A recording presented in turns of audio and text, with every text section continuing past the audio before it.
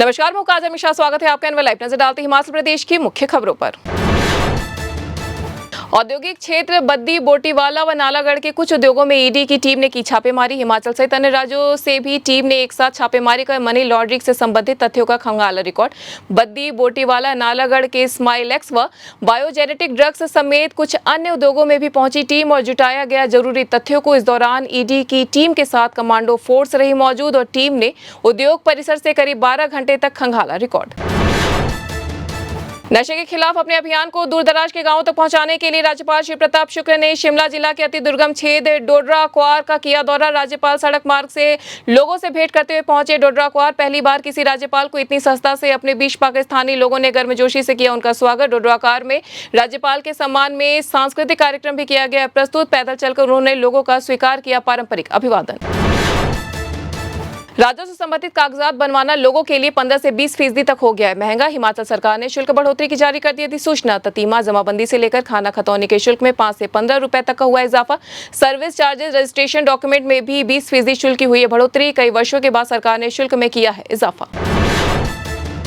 हिमाचल में डिटेशन पॉलिसी लागू होते ही 762 विद्यार्थी हो गए फेल। ग्रीष्मकालीन स्कूलों में 5वीं की 183 और 8वीं कक्षा के 569 विद्यार्थी दूसरी बार हुई परीक्षा में भी नहीं हुए पास। 7 साल बाद प्रदेश में दोबारा पॉलिसी हुई लागू। परीक्षा पास करने के लिए न्यूनतम अंक प्राप्त कर दिया गया अनिवार्य। मुख्य परीक्षा में पास होने लायक अंक प्राप्त नहीं होने की स्थिति में विद्यार्थियों की 1 माह बाद दोबारा से होती है परीक्षा। हिमाचल आने वाले सैलानी अब मात्र 2000 रुपए में निहार पाएंगे दुनिया के सबसे ऊंचे और चुनौतीपूर्ण दरों को। समर सीजन में हिमाचल पर्यटन विकास निगम 1 जुलाई से मनाली से लेह की सैर करवाने के लिए डीलक्स टेम्पो ट्रैवलर सेवा करने जा रहा है शुरू। इसके लिए निगम ने खोल दिया ऑनलाइन बुकिंग पोर्टल। साथ ही एडवांस बुकिंग को लेकर वेबसाइट पर उपलब्ध करवाई गई जानकारी।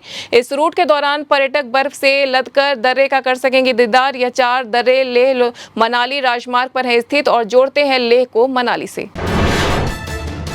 हिमाचल प्रदेश के नगर निकायों में भवन मालिक नियमों के तहत बने भवनों की बढ़ा दी गई ऊंचाई। प्रदेश सरकार ने प्रीमियम एफएआर के तहत भवनों की ऊंचाई बढ़ाने के लिए निर्धारित कर दी है फीस 0.25। प्रीमियम एफएआर के लिए 5000 रुपए प्रति वर्ग मीटर 0.25 से 0.50।